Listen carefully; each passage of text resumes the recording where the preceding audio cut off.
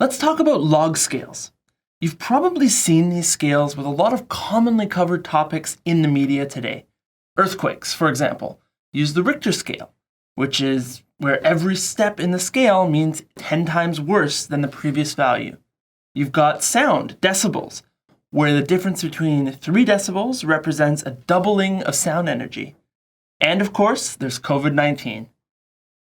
At the moment, there are a lot of graphics in the media showing the number of COVID-19 cases over time for various countries. You've probably all heard about flattening the curve, but what does that mean from a data visualization point of view?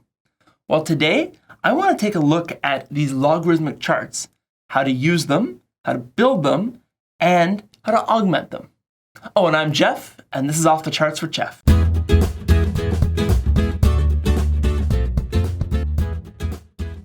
Going into Dundas PI, let's start with a simple chart showing total cases for COVID-19 in the United States versus date, which we'll display as a line chart.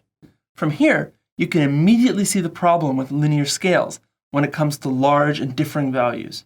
I would bet that most of you would say that based on this visualization, the United States is not flattening the curve at all. It's basically going straight up, and I would agree.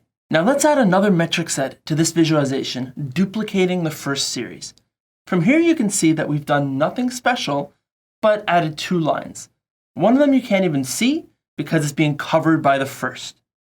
Now let's go into the properties with this chart and put one of these series on a logarithmic scale.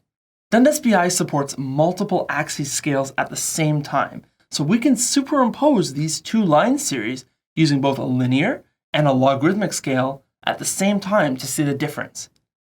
Now you can see in doing this that we immediately have an error. Problem is, logarithmic scales don't support the concept of a zero, which is an easy fix. Let's just filter out all 0 values. That's better. By the way, if you're not familiar with log scales at all, take a look at the video that I did entitled Quick Tip, How to Measure Data That is Wildly Different. Now looking at this chart in this new scale, we can see that over time, the number of cases are in fact slowing down. One little trick that you can do to make it obvious to your users which series is linked to which scale when you're doing multiple scales on the same chart is to change the color of the scale text to match that of the series. Things like this are a much more obvious way that the user can figure out which belongs to which. Also notice that there's a few things that jump out immediately with this scale. The flattening of the curve at the top, meaning that we are seeing a slowdown of cases over time. Also, notice what's happening at the bottom of these charts. You can actually see a lot more detail about the early days of the pandemic, whereas a linear scale makes it look like it didn't start until early March. Log scales really do illuminate a lot more detail. Now, infectious diseases are often measured by their rate of transmission or doubling rate, and that's another thing that we can see with this type of chart. Let's create a new chart with our number of cases visualized by day number using a log scale rather than using dates themselves. Now, adding a formula, we can actually calculate and see what the doubling rate would look like based on various periods of time. This allows us to do some really neat what-if analysis with the series. Now, in adding the formula, you can see that I do have a placeholder here.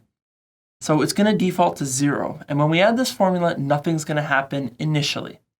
What I'm going to do now is set up a filter so that we can control what the doubling period looks like. Now that we've got our filter, let's look at what happens if we double every 2 days. This is where the line would be. Every 3 days. 4 days. 5 days, getting a lot closer to the actual center point of our line. And I think 6 days, or somewhere between 5 and 6, is probably a reasonable estimate of the slope, showing that this is the growth rate that we actually saw. Pretty neat, huh? Now you might be thinking, log scales seem interesting, but I can see maybe how they apply to a science case, but how would you apply this to a business case? Well, do you have values that are changing in order of magnitude and hard to visualize because they don't fit well on a scale? That's certainly a case. Another example is that of visualizing growth rate. Here's a simple table where we're showing sales for a company by month. If we visualize these sales on a linear scale, look at what happens. Our sales are growing at the same rate right up. But are they? If you have 10 sales and you go to 20, that's a doubling. But if you have 100 sales and you go to 110, that's only a 10% increase. This chart is fairly misleading. Now look what happens if we put this on a log scale. You can see that we get a much more realistic view of our true sales growth as a percentage. In my experience, very few people ever play around with these sorts of scales, and there's certainly some value in doing so, so I hope this is something that you can try out on your own. I hope this has been helpful, and thanks for watching.